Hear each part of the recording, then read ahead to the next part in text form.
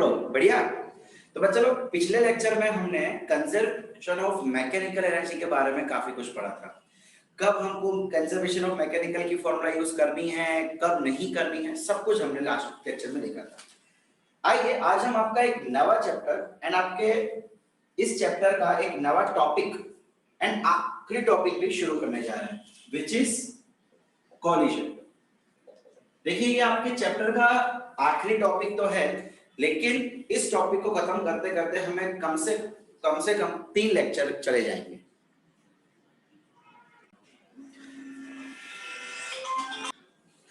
Okay, तो बच्चा collision का मतलब क्या होता है? टकराना।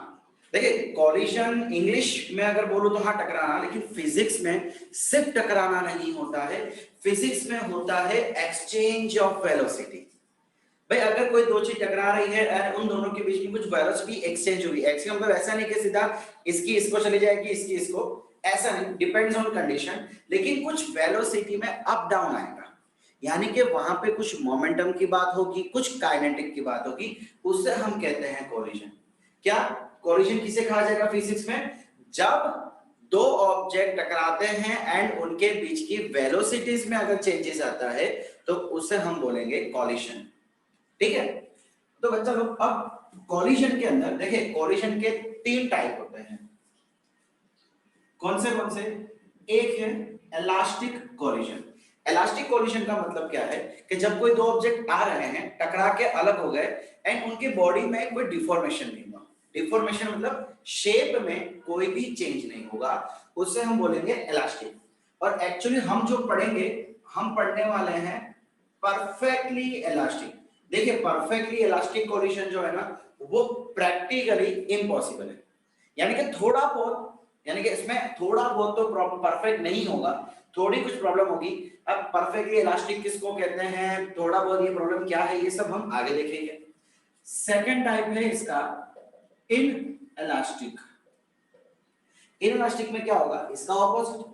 इसमें क्या हो रहा था, टकराने के बाद जो बॉडी में शेप चेंज होता है वो हट जाता है, वो ओरिजिनल शेप ले लेता है, लेकिन इसमें ऐसा नहीं होगा, इसमें ऐसा नहीं होता, इसमें जो चेंजेस आ गए बॉडी में फिर वो परमानेंट रहते हैं। एंड थर्ड होता है पार्शियल इन इलास्टिक, या तो फिर पार्शियल इलास्टिक। इसको आप पार्शियल इन इलास्टिक बोलो कि पार्शियल इलास्टिक बोलो, एक ही चीज है। एंड इसमें क्या होगा, इन दोनों के बीच का, यानी कि इसमें शेप रीगेन होगा, रीगेन मतलब कि दोबारा ओरिजिनल शेप लेगा, लेकिन कुछ लिमिट तक, 100% नहीं।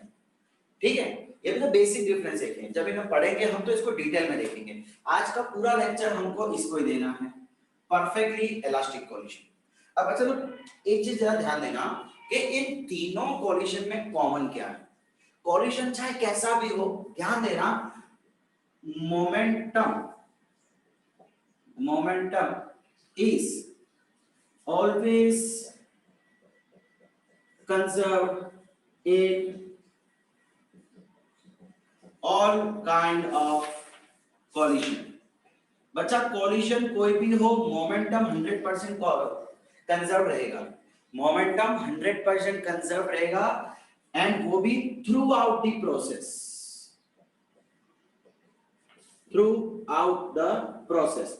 आउट द प्रोसेस का मतलब है कि जब कॉलिजन नहीं हुआ था उस समय का मोमेंटम, जब कॉलिजन हो रहा था उस समय का कॉलिजन, उस समय का मोमेंटम, एंड कॉलिजन होने के बाद का momentum, through out the process. भाई टकराने से पहले से लेकर टकराने के बाद तक जो भी प्रोसेसेस हुई, सभी प्रोसेस में मोमेंटम हमेशा हमेशा हमेशा कंजर्व रहता है। कौन से कॉलिजन में? चाहे कोई भी कॉलिजन, कोई भी कॉलिजन। ठीक है, अब चलो कॉलिजन का एक क्लासिफिकेशन तो ये देखा हमने, एक दूसरा क्लासिफिकेशन भी होता है, दैट इज, कहां लिखूं, यहां लिख दूं, कॉलिजन का एक और क्लासिफिकेशन, एक होता है हेड ऑन कॉलिजन और दूसरा होता है ऑब्लिक कॉलिजन। क्या होता है ये हेड ऑन का मतलब? मान लीजिए कि अगर कोई दो ऑब्जेक्ट है जो एकदम सेंटर से टकरा रहे हैं, मतलब हम बोलेंगे कि इसका लाइन ऑफ एक्शन सेम है, लाइन ऑफ एक्शन LOA, मतलब लाइन ऑफ मोशन बोल लो, लाइन ऑफ एक्शन बोलो, एक ही लाइन में जा रहे हैं। अब वो यूं टकरा है कि यूं टकरा है उससे फर्क नहीं पड़ेगा, ठीक है। ये यूं आ रहे हो या एक उधर जा रहा है, ये यूं जा रहा है, डायरेक्शन ऑपोजिट हो कि डायरेक्शन सेम हो उससे फर्क नहीं पड़ेगा। अगर सेम डायरेक्शन की मोशन है, लाइन ऑफ एक्शन सेम है, तो हम बोलेंगे कि वो हेड ऑन कोलिजन। अब हेड ऑन इलास्टिक हो सकता है, हेड ऑन इन इलास्टिक हो सकता है, या head on partially in elastic हो सकता है, समझे। इन दोनों को साथ में लेके भी हमें पढ़ना है। फिर एक ये ऑब्लिक। ऑब्लिक का मतलब क्या होता है कि मान लीजिए एक ऑब्जेक्ट अगर यूं जा रहा है तो ये दूसरे ऑब्जेक्ट के ऊपर कहीं टकराएगा, ये ऐसे ऊपर कहीं टकराएगा, सेंटर पे, मतलब इसका लाइन ऑफ एक्शन दोनों का अलग अलग हो जाएगा। ये कहां जाके टकराएगा, देखो ये ऑलमोस्ट इसके यहां पे जाके टकराएगा, ठीक है। सो हम पढ़ेंगे oblique elastic, oblique inelastic and oblique partial elastic. समझ गए बच्चा लोग, ये था जनरल क्लासिफिकेशन ऑफ कोलिजन। अच्छा एक चीज याद रखना, एक टर्म है जो कौन सा कोलिजन है वो बताने का काम करता है, उसकी फॉर्मूला मैं आपको अभी नहीं बताऊंगा, खाली उसके बारे में इंट्रोडक्शन आपको दूंगा। कोएफिशिएंट ऑफ रेस्टिट्यूशन, क्या बोलेंगे इसको, रेस्टिट्यूशन। देखो रेस्टिट्यूशन का मतलब क्या होता है कि कोई भी ऑब्जेक्ट किस तरीके से बिहेव करता है रेस्ट से मोशन पे आने पे, कोलिजन करने पे। रेस्टिट्यूशन का मतलब क्या है, देखो रेस्ट और स्टिट्यूशन ये दो एक अलग अलग वर्ड है।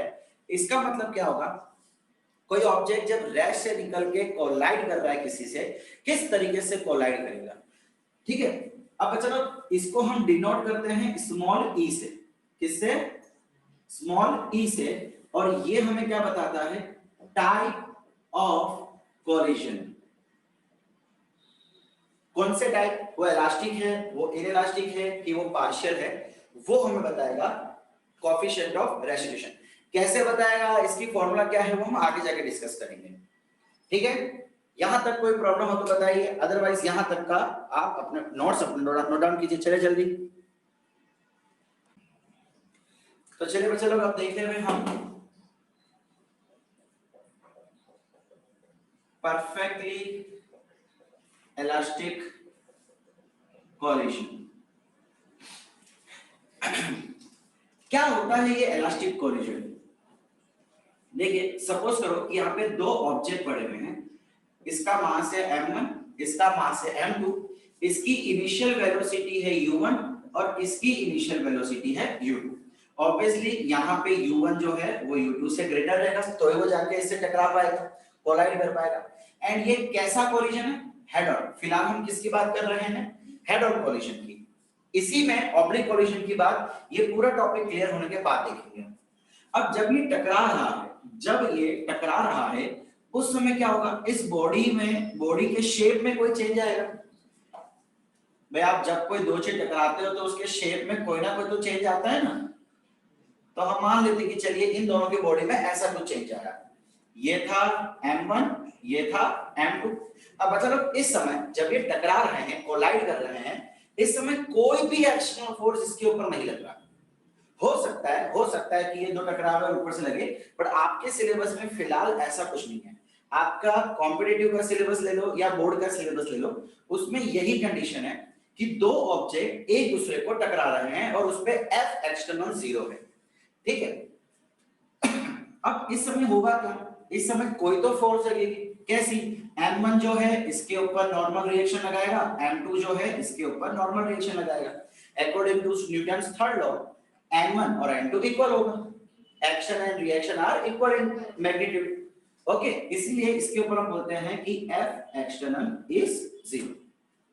अब जब ये कोलाइड होने के बाद अलग हो जाएंगे तो बच्चा लोग इसकी ओरिजिनल शेप, इसका ओरिजिनल शेप इसके पास वापस आ जाएगा एंड ये हो जाएगा m1 m2। मास में कोई चेंज नहीं आएगा, चेंज किसमें आएगा, इसकी वेलोसिटीज में, v1 एंड v2। अब हो सकता है कि ये पीछे चले जाए, हो सकता है कि ये बढ़ जाए। ऑब्वियसली अब क्या होगा, v1 जो है वो v2 से कम हो जाएगा, v1 जो है वो v2 से कम हो जाएगा, ठीक है। अब दो चीज का आपको बहुत ही खास ध्यान रखना है यहाँ पे। पहली चीज, जब परफेक्टली इलास्टिक कोलिजन हो रहा हो तो दो चीज, और ये दो ही चीज है ना आपके जितने भी क्वेश्चंस आएंगे वो सब सॉल्व कराएंगे। याद रखना ये दो चीज से ही हमको एक फॉर्मूला बनानी है और इन्हीं से हमें सारे क्वेश्चन सॉल्व करने हैं इलास्टिक कोलिजन के, और तीसरी कोई फॉर्मूला ही नहीं होगी। ठीक है, पहला momentum is conserved through out. जैसे कि हमने पहले बात की थी, मोमेंटम पूरी जगह, इधर का मोमेंटम, इधर का मोमेंटम और इधर का मोमेंटम हमेशा हमेशा हमेशा सेम रहेगा। ठीक है, आपको देखो कई बार ना एमसीक्यू में पूछा जाता है momentum, initial momentum is equal to final momentum, या momentum is conserved throughout the process. ऐसे कंफ्यूजन करने के लिए आपको एमसीक्यू पूछे जाएंगे, तो याद रखना परफेक्टली इलास्टिक में कौन सा मोमेंटम रहता है, किस तरीके का रहता है, थ्रू आउट द प्रोसेस, सिर्फ इनिशियल और सिर्फ फाइनल का नहीं। कई आपको क्वेश्चन आएगा ही आएगा ऐसा, final momentum is equal to initial momentum in perfectly elastic collision, true और फॉल्स। फॉल्स भाई, फाइनल और इनिशियल नहीं, पूरे प्रोसेस का, throughout the process same रहेगा। गेटिंग? और अगर दूसरी कंडीशन की बात करूं तो बच्चा दूसरी कंडीशन हो जाएगी काइनेटिक एनर्जी। देखो काइनेटिक एनर्जी कम्स आउट रहेगी लेकिन सिर्फ और सिर्फ इनिशियल और फाइनल।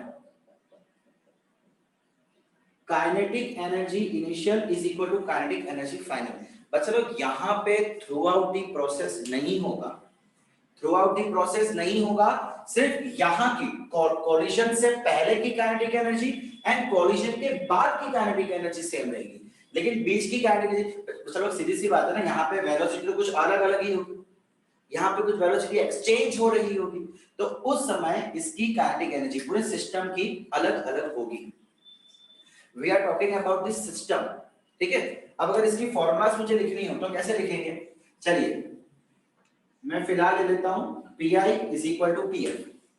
इसकी इनिशियल मोमेंटम कितनी हो जाएगी, m1 u1 plus m1 v1, M आई राइट? ठीक है, is equal to m2 u2 या m2 सॉरी फाइनल कितनी हो जाएगी, m1 v1 प्लस, अच्छा ये u आया ना, सॉरी माय मिस्टेक। देखो m1 u1 plus m2 u2 ये हो गई इनिशियल मोमेंटम, और वो final m1 v1 plus m2 v2 ये हो गए फाइनल मोमेंटम। और इसका इस्तेमाल हमें बहुत करना है हमारे इलास्टिक कोलिजन के क्वेश्चंस में। सेकंड, काइनेटिक एनर्जी की बात की जाए तो यहाँ पे क्या होगा, half m1 u1 square plus half m2 u2 square, है ना, half m1 u1 square plus half m2 u2 square is equal to half m1 v1 square, half m1 v1 square plus half m2 v2 square. ये है kinetic energy. लेकिन लेकिन लेकिन यहाँ पे twist है। क्या ट्विस्ट है, हमें इसका यूज नहीं करना, हम लोग इसका यूज नहीं करेंगे, इससे बनती हुई एक नवी फॉर्मूला का यूज करेंगे। कैसे, एक काम करो, ये u1 और v1 को साथ में ले लेते हैं, या ऐसा बोल सकते हैं हम लोग m1 के टर्म्स को साथ में ले लेते हैं और m2 के टर्म्स को साथ में ले लेते हैं। क्या करेंगे हम, देखो मैं इसको उठा के यहां ले आता हूं और इसको उठा के यहां ले जाता हूं, clear? Half m1 u1 square minus half, अच्छा एक चीज, अच्छा लोग इसमें से हाफ हाफ तो कट हो जाएगा, है ना, सो मैं हाफ नहीं लिखता, m1 u1 square minus m1 v1 square is equal to, ये इधर था m2 v2 स्क्वायर, इसको उठा के हम वहां ले गए तो m2 u2 स्क्वायर हो जाएगा, m2 u2 स्क्वायर। ठीक है, इसको दे देते हैं हम नंबर 2। नंबर 2 क्यों, बिकॉज यहां से भी कुछ हमें छेड़खानी करनी है, यहां पे भी हम सेम चीज कर रहे हैं, m1 को साथ में ले आते हैं और m2 को साथ में ले आते हैं। तो देखिए यहां क्या हो जाएगा, m1 u1 इसको इधर ले आते हैं उठा के माइनस m1 v1 और इसको उठा के वहां भेज देते हैं, सो m2 v2 minus m2 u2। सही है, यहां तक क्लियर हुआ? क्लियर? चलिए इसका फोटो ले लो, मैं इसको एक बार हटाऊं, स्क्रीनशॉट ले लो, लिख लो इसको, मैं ये फिगर को हटाऊं। करिए करिए करिए करिए।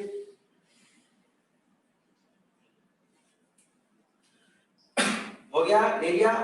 1 2 3 4 5 चलिए।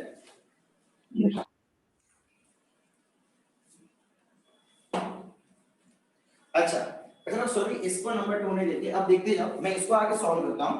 यहां से m1 कॉमन निकालता हूं। सो m1 कॉमन आ गया, क्या बचा u1 minus v1, u1 minus v1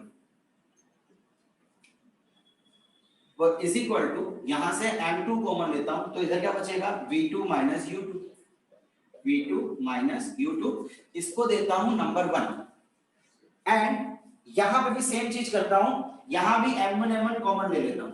मैं दिख रहा है यहां पे नीचे दिख रहा है, यस दिख रहा है। m1 कॉमन ले लिया तो क्या बचा u1 स्क्वायर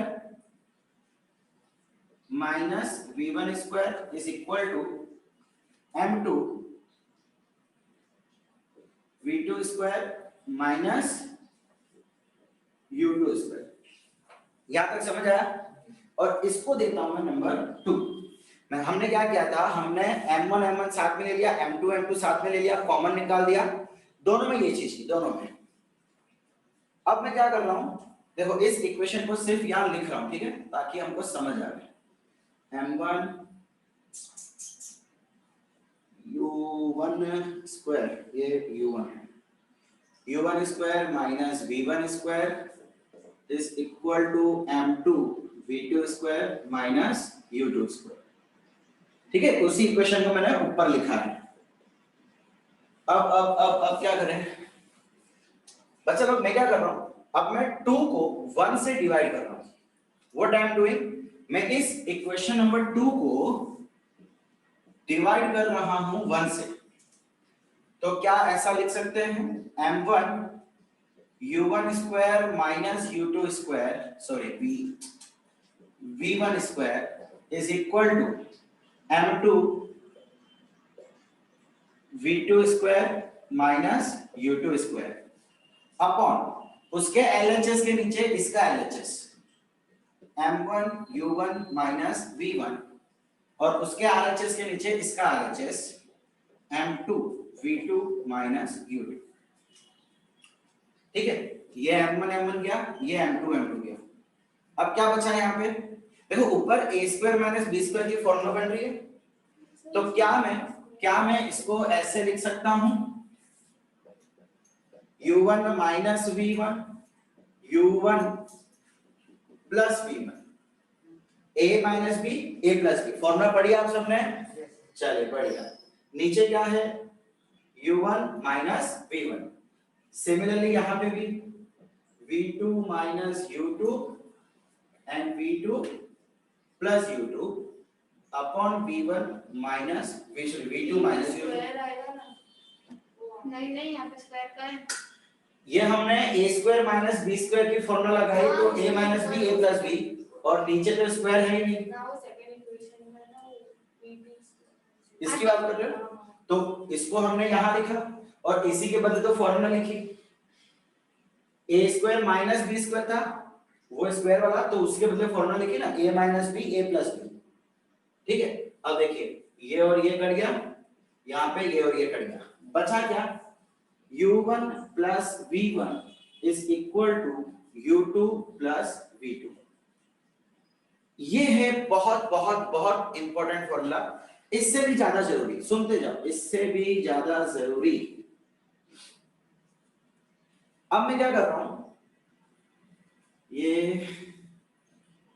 यहां पे क्या था, v2 plus u2, v2 plus u2। अब मैं क्या कर रहा हूं बच्चा लोग, मैं ये u2 को इधर लेके आता हूं और v1 को यहां लेके आता हूं। अच्छा नीचे का मिटाऊं, मैं नीचे का मिटाऊं, ओके।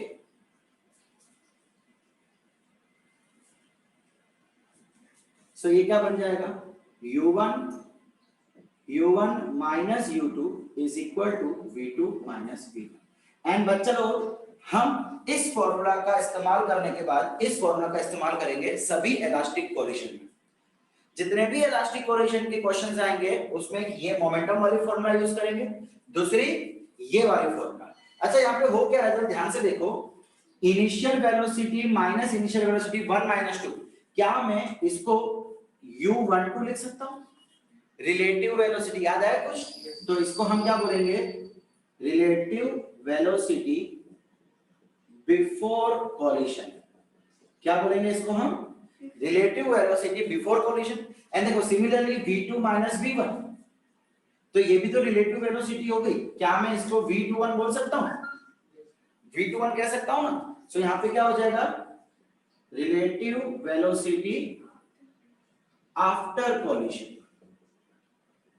इसका मतलब जरा ध्यान से समझो, ये बहुत ही कॉन्सेप्चुअल बात है कि कॉलिशन से पहले जो डिफरेंस आ रहा था वेलोसिटी का, वही डिफरेंस कॉलिशन के बाद भी रहेगा, अगर कॉलिशन इलास्टिक है तो।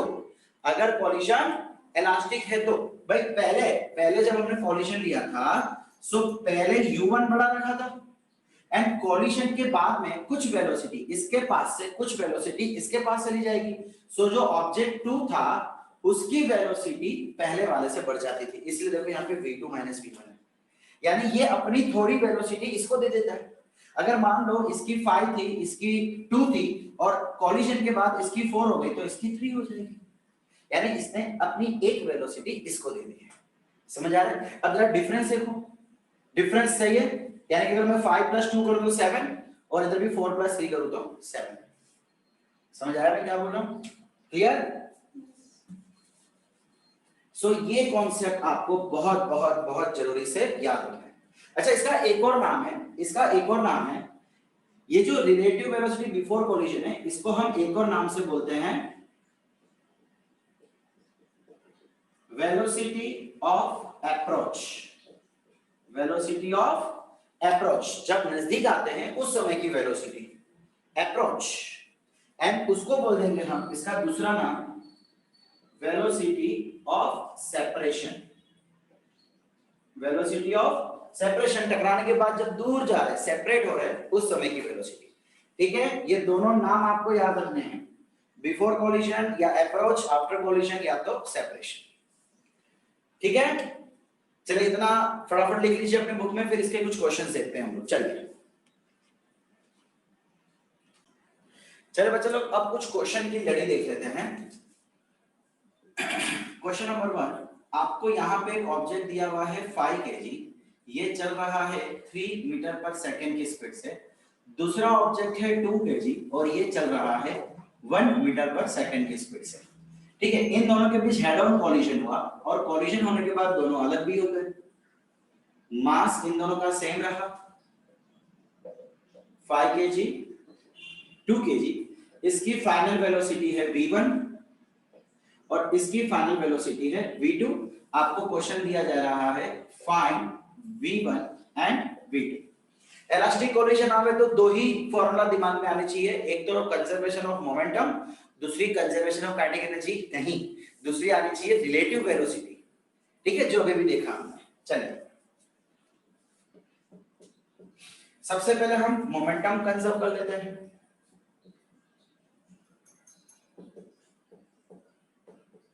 मोमेंटम इज कंजर्व, सो हम यहाँ पे क्या लिख सकते हैं, Pi is equal to Pf, which means m1 u1 plus m2 u2 is equal to m1 v1 plus m2 v2।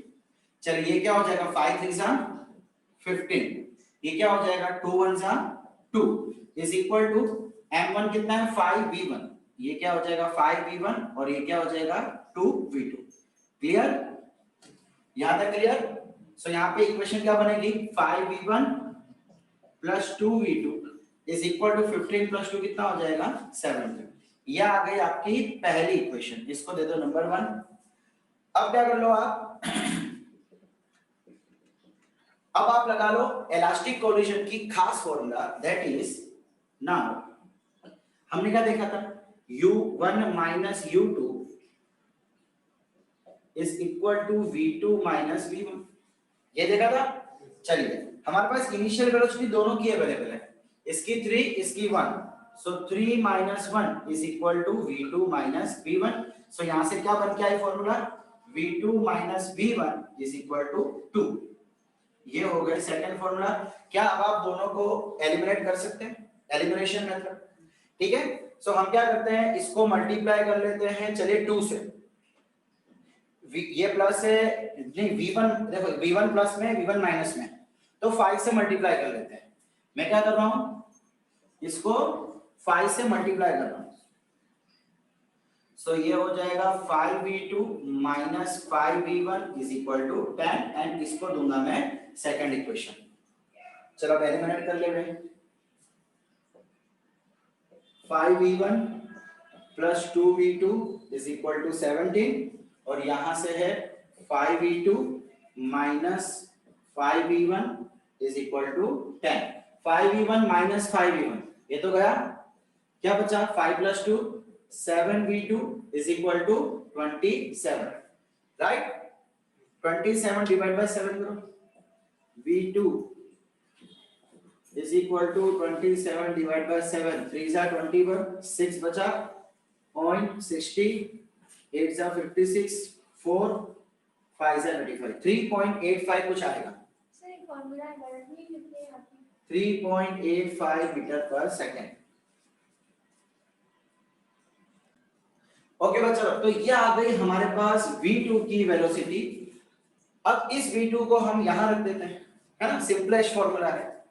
V2 minus V1 is equal to 2, V2 के बदले रखो 3.85 minus V1 is equal to 2, V1 को वहां ले जाओ, 2 को यहां ले आओ।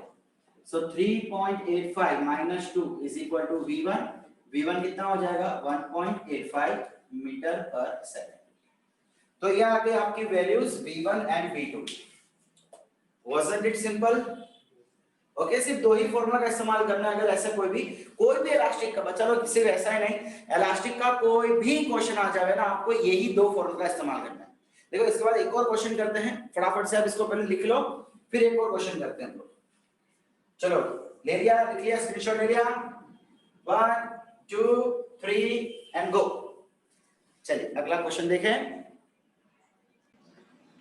ओके, सो क्वेश्चन नंबर 2, आपको यहाँ पे एक ऑब्जेक्ट दिया हुआ है जिसका मास है m दिया है, नहीं सॉरी, ये 1 kg है और इसकी इनिशियल वेलोसिटी दी है u1।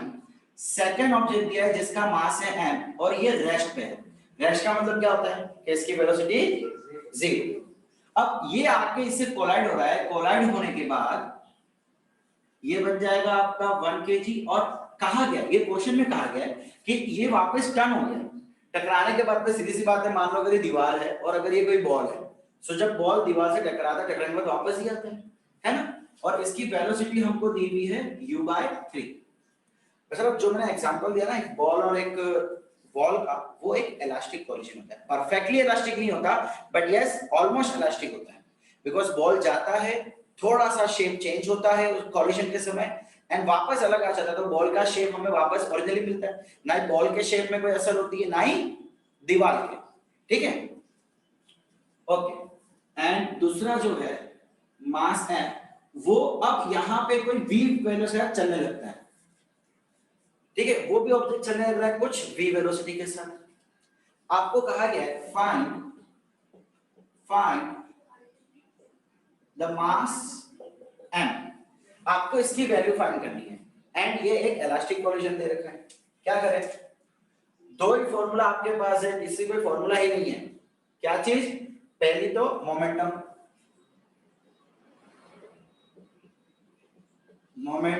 Is conserved through out. तो फिलहाल हम इनिशियल और फाइनल की ही बात करेंगे, बीच की कोई बात नहीं करेंगे। इनिशियली क्या हो जाएगा, डायरेक्ट लिख रहा हूं मैं, m1 u1 plus m2 u2, तो ये तो 0 हो जाएगा बिकॉज उसकी वेलोसिटी 0 है ना। u2 कितना है, रेस्ट पे है, तो u2 0 हो जाएगा ना। सो m into 0 0। फाइनल, अगर फाइनल की बात करूं बच्चा लोग, देखो ये वेलोसिटी इस डायरेक्शन है, अब डायरेक्शन उल्टी होने के कारण हम यहाँ पे ले लेंगे माइनस, ठीक है। माइनस कितना हो जाएगा m1 v1, सो ये हो जाएगा u/3, कितना कितना हो जाएगा, एंड प्लस इसका कितना ले लेंगे, एम वी, यस और नो, एम वी। अब यहां से क्या मिला, u1 plus u3, sorry u1 plus u/3 is equal to mv। So ये कितना हो जाएगा, ये u1 है, 3 यहां पे आएगा, 3 plus 1 4u1, 4u1/3 is equal to mv। मुझे चाहिए क्या, मुझे मास चाहिए, तो मैं v को नीचे ले आता हूं, तो ये आ गया, यहाँ पे 3 था और ये v। अब मतलब v की वैल्यू क्या होगी, इसको दे दो नंबर 1, और यहां से v की वैल्यू पता लगा। सो हमारे पास दूसरी एक फॉर्मूला है, कौन सी, u1 minus u2 is equal to v2 minus v1। Values put करो, इसकी वैल्यू u1, अच्छा सॉरी हमें इसकी u दे रखी है, please take a note of this. Sir LCM ये वो नीचे है। सो अब क्या हो जाएगा, ये u माइनस इसकी वैल्यू जो 0 है, u2 तो आपको 0 दे रखा है, माइनस v2, v2 कितना है v, और माइनस u1। और चलो यहाँ पे क्या मैं ऐसे लिखूंगा, माइनस फॉर्मूला का, और ये माइनस इसलिए बिकॉज इसकी डायरेक्शन उल्टी है। So u is equal to v plus u/3, इसको यहां ले आओ, u minus u/3 is equal to v, LCM 3 minus 1 2 u/3 is equal to v। ये v की वैल्यू उठा के यहां रखो, 4 u/3 था, v के बदले हम क्या लिख देंगे, 2 u/3, 2 u/3। देखो u गया, 3 गया, क्या बचा, क्या बचा यहाँ पे, m is equal to 4 divide by 2 बचा, 4 डिवाइड बाय 2, तो आंसर आ गया 2 kg।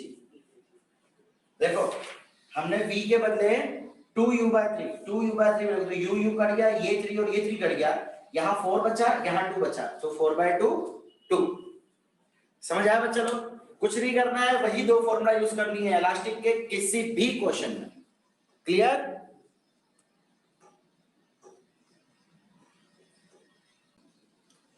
अच्छा अगला क्वेश्चन आपको करना है अपने होमवर्क में। आपके पास दो बॉल है, एक 5 kg का, एक 2 kg का।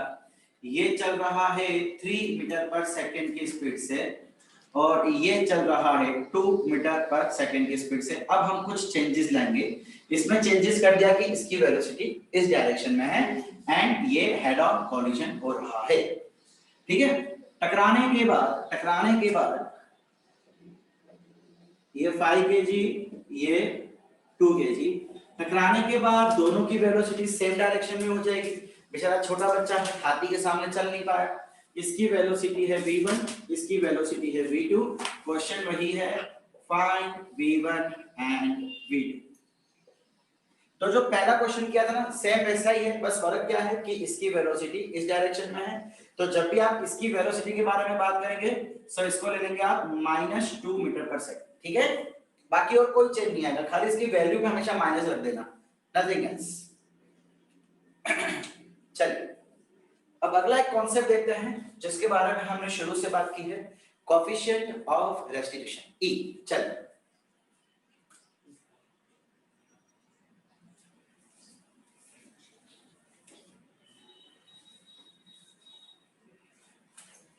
ओके,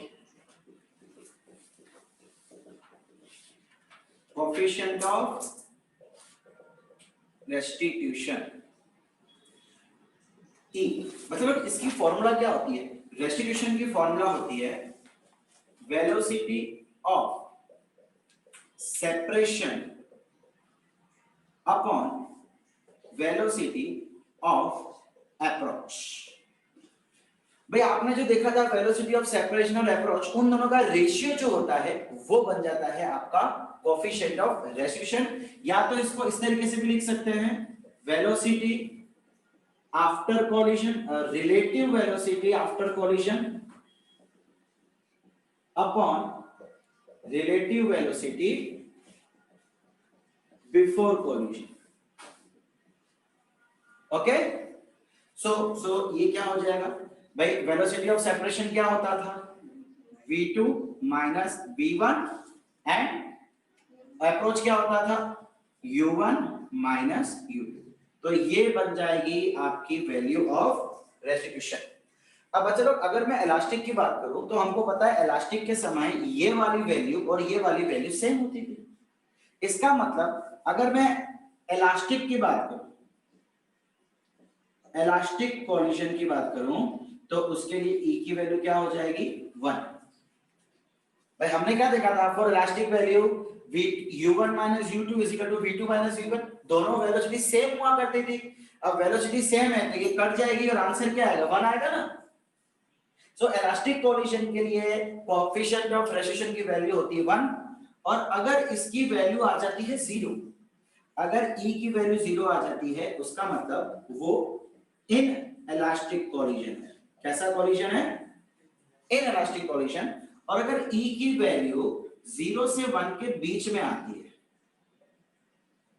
इक्वल नहीं होनी चाहिए, इक्वल नहीं होनी चाहिए, 0 से 1 के बीच में आती है, 0.3 0.5 ऐसी कोई वैल्यू आती है, सो वो हो जाएगा पार्शियल इलास्टिक या तो फिर पार्शियल इन इलास्टिक।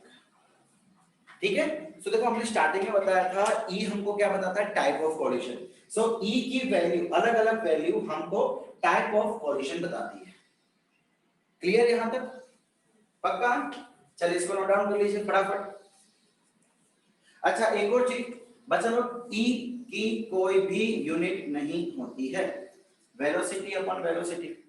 तो E is dimensionless, E is unitless. Okay, चलिए फटाफट स्क्रीनशॉट लीजिए। 1 2 3 4 5, चलिए आगे बढ़े। ओके,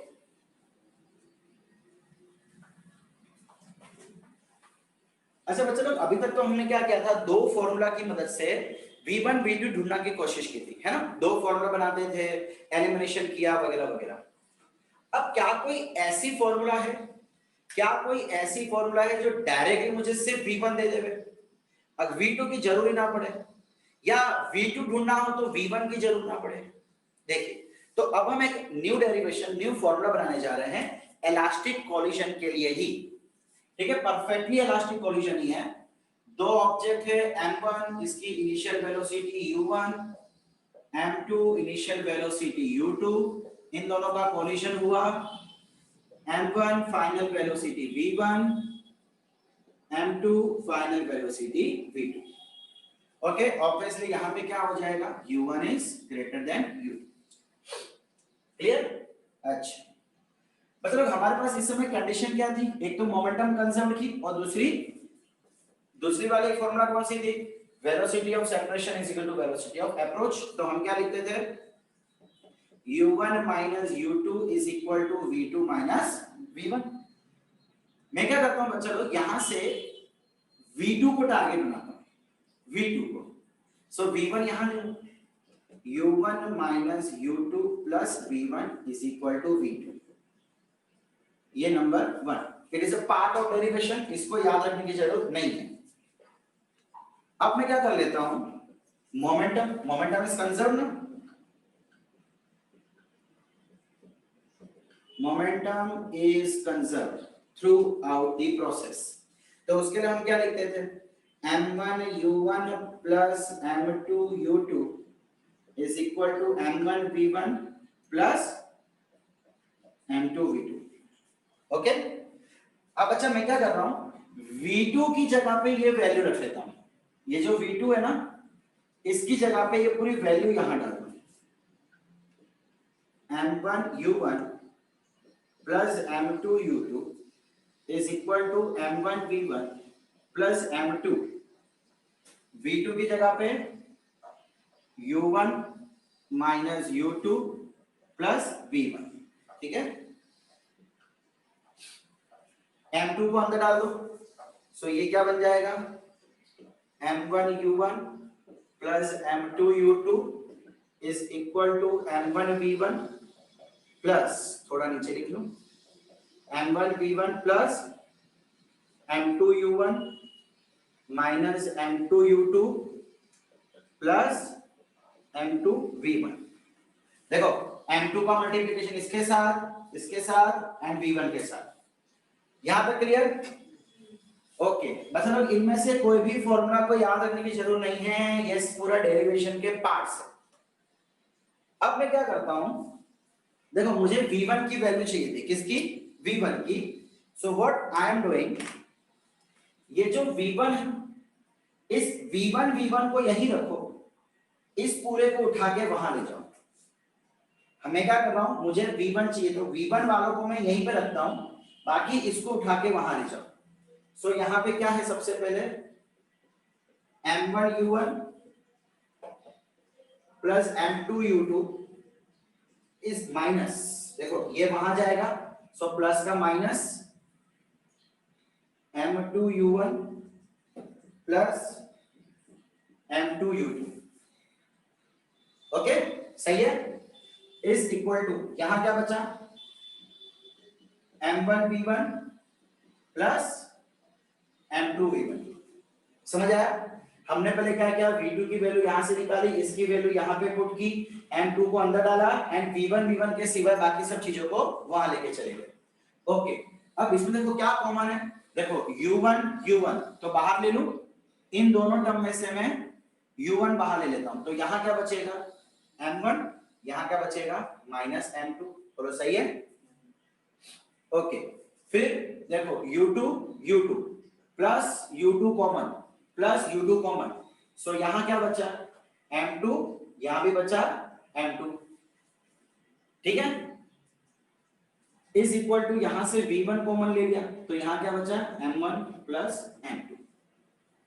जो कॉमन निकलता था वो कॉमन निकाल दिया, सिंपल। इन दोनों में से U1, इन दोनों में से U2 एंड वहां से V1।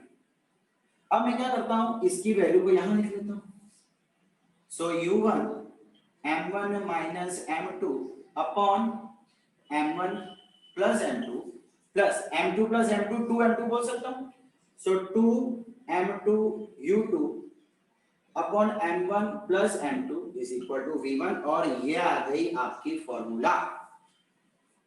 V1 ढूंढने की formula, oh my God sir, इतनी बड़ी फॉर्मूला, मतलब बड़ी फॉर्मूला है, बट इसको याद रखने का एक तरीका आप समझ सकते हो।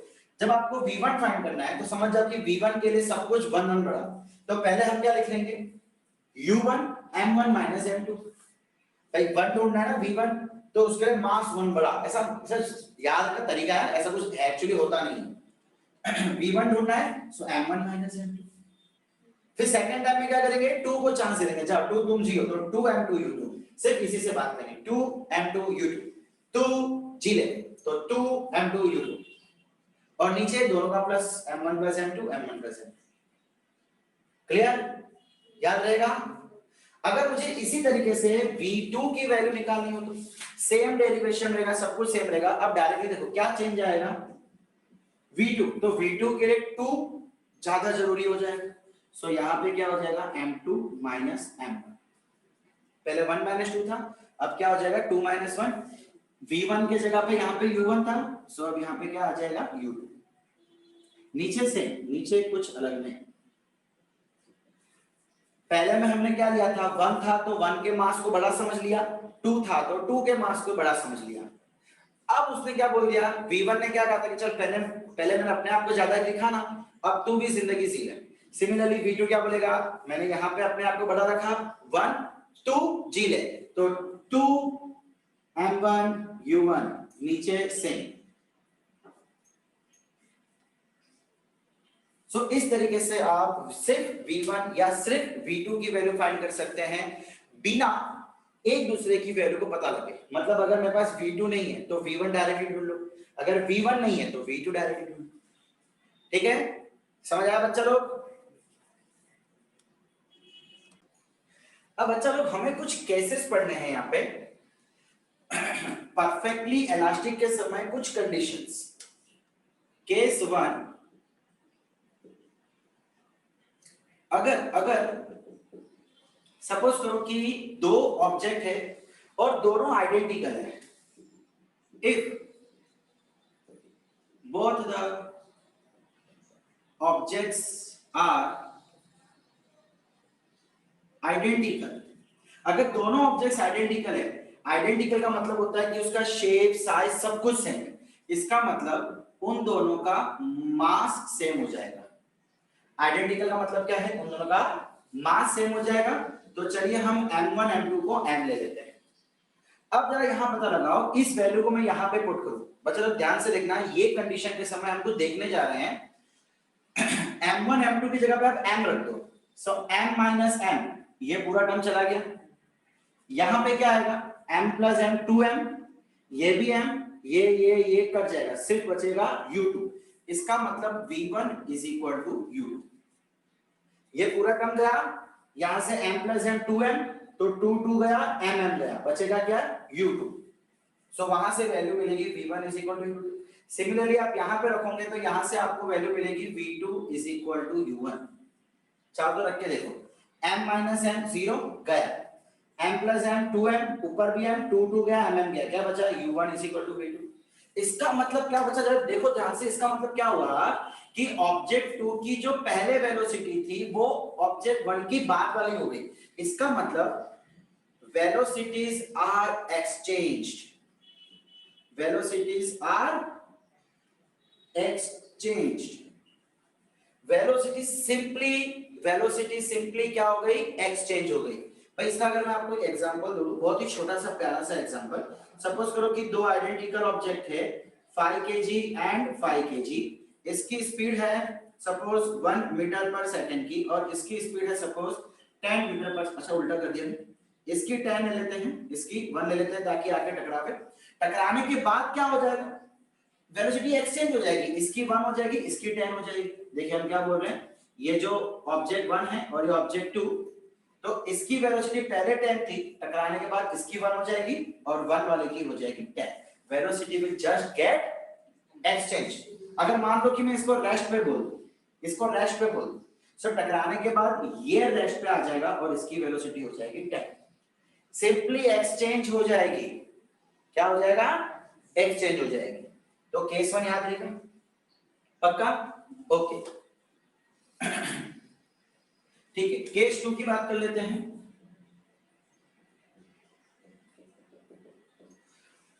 बच्चा लोग अगर अगर अगर अगर m1 is much greater than m2, जो m1 है जो आके टकरा रहा है वो m2 से बहुत बहुत बड़ा है, तो उस समय क्या होगा? एंड चलिए बात कर लेते हैं कि m2 जो है वो रेस्ट पे भी है, m1 आके टकरा रहा है और m2 जो रेस्ट पे है। इसका मतलब समझ लो, जैसे मैंने पहले कहा था एक बॉल और एक दीवार। देखो एक बॉल और दीवार के मास में बहुत फर्क होता है। बॉल का मास बहुत छोटा होता है दीवार के कंपैरिजन में, और दीवार वहीं की वहीं खड़ी है। समझ में क्या बोलूं? इसका मतलब होगा क्या? अब देखो जरा ये कंडीशन को यहाँ पे देखो। अब देखो यहाँ पे होगा क्या कि m1 को हम सिंपली अवॉइड कर देंगे। जब जब m2 पिक्चर में आएगा तो हम m1 को अवॉइड कर देंगे क्योंकि बहुत छोटी सी चीज है। सो अब यहाँ पे देखो इधर क्या हो जाएगा? u1, अब जैसे कि मैंने कहा m1 अवॉइड हो जाएगा, मतलब छोटे में से बहुत ही बड़ा माइनस कर रहे। सो बचेगा क्या? सिर्फ m2। सिमिलरली नीचे भी क्या हो जाएगा? ये भी निकल जाएगा, बचेगा क्या? सिर्फ m2। एंड यस माइनस तो रहेगा ना। हमने क्या बोला? देखो जब भी इन दोनों के बीच का रिलेशन आएगा प्लस या माइनस, ये बहुत छोटा है भाई यार, ये तो वही बात हो गई ना 0.001 माइनस 10 kg। इसका आंसर क्या आएगा? 9.009 कुछ ऐसा ही आएगा या 999 कुछ आएगा। भाई ये तो ऑलमोस्ट 10 ही हो गई ना, ये वाली वैल्यू ऑलमोस्ट 10 हो गई। इसीलिए हम क्या करेंगे, जब भी प्लस या माइनस आएगा हम m1 को अवॉइड करेंगे। ये फिजिक्स है। फिजिक्स में अगर कोई एक वैल्यू दूसरे वैल्यू के कंपैरिजन में बहुत छोटी होती है तो उस छोटी वैल्यू को अवॉइड कर दिया जाता है, बिकॉज उसके कारण कोई सिग्निफिकेंस चेंज देखने को नहीं मिलता। इसीलिए सो ये भी m1 गया, ये भी m1 गया, तो यहाँ क्या बचा? u1 माइनस m2 और यहाँ क्या बचा? Simply m2। यहाँ पे क्या हो जाएगा? प्लस 2m2u2 2m2u2, इधर क्या हो जाएगा, ये चला जाएगा, क्या बचेगा m2, तो ये m2 कैंसिल, क्या बचा 2u2, अच्छा यहां भी m2 कैंसिल, क्या बचा यहां पे v1 इज इक्वल टू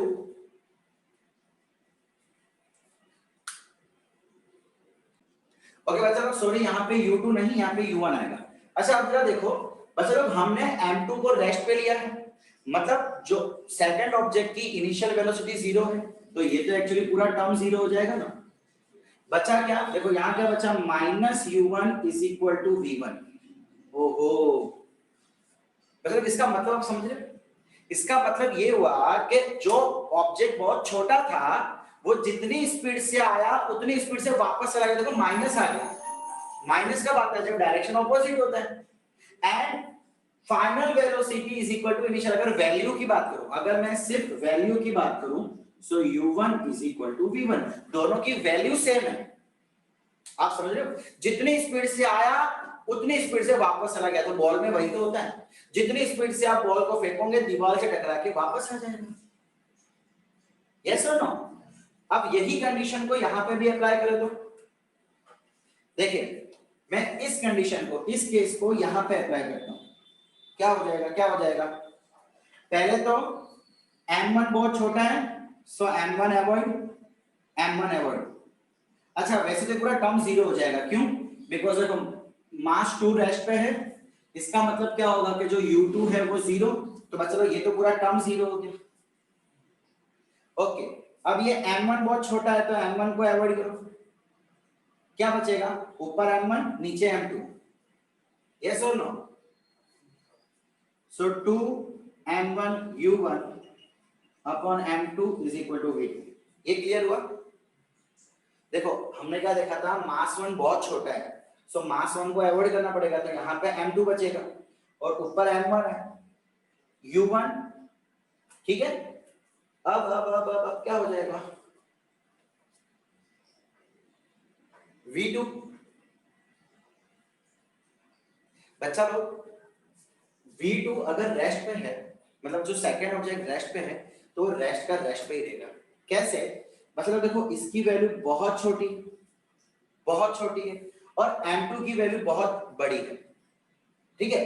तो जब आप बहुत छोटी वैल्यू को बहुत बड़ी वैल्यू से डिवाइड करोगे तो आंसर एकदम 0 पॉइंट समथिंग आएगा, मतलब इसकी जो वैल्यू है वो अप्रोक्सीमेटली 0 की 0 ही रहेगी। क्या चीज, 0 की 0 ही रहेगी, समझ आ रहा है। इसका मतलब जो ऑब्जेक्ट रेस्ट पे था वो रेस्ट का रेस्ट पे रहेगा, अगर उसका मास बहुत बड़ा है तो। अदरवाइज अगर मास बहुत बड़ा है तो, जैसे कि मैंने एग्जांपल लिया ना 0.01 kg बॉल का और 10 kg दीवार का, तो उसके लिए क्या दीवार ही चलती है क्या, अगर आप बॉल को दीवार पे मारो दीवार चलेगी, नहीं चलेगी ना। सो सेकंड ऑब्जेक्ट रेस्ट का रेस्ट पे ही रहेगा और पहला वाला ऑब्जेक्ट जिस स्पीड से गया था उसी स्पीड से टकरा के वापस चला जाएगा, ठीक है बच्चा लोग। सो आज के इस लेक्चर में हमने इलास्टिक कोलिजन के बारे में बहुत डिटेल में पढ़ा कि पहले हमने देखा कि मोमेंटम कंजर्व रहती है, final kinetic is equal to initial kinetic होती है, देन हमने उन दोनों को मिला के एक नई फार्मूला बनाई, u2 minus u1 is equal to v2 minus u1 minus u2 is equal to v2 minus v1। फिर हमने कोएफिशिएंट ऑफ रेस्टिट्यूशन देखा, फिर हमने ये दो फार्मूला देखी और इन दो फार्मूला के बेसिस पे हमने दो केस देखे इलास्टिक कोलिजन। तो आज का लेक्चर हम यहीं पे रखते हैं, अगली बार इसके कुछ क्वेश्चंस प्रैक्टिस करेंगे एंड हम देखेंगे इन इलास्टिक कोलिजन। ओके, तब तक के लिए टाटा।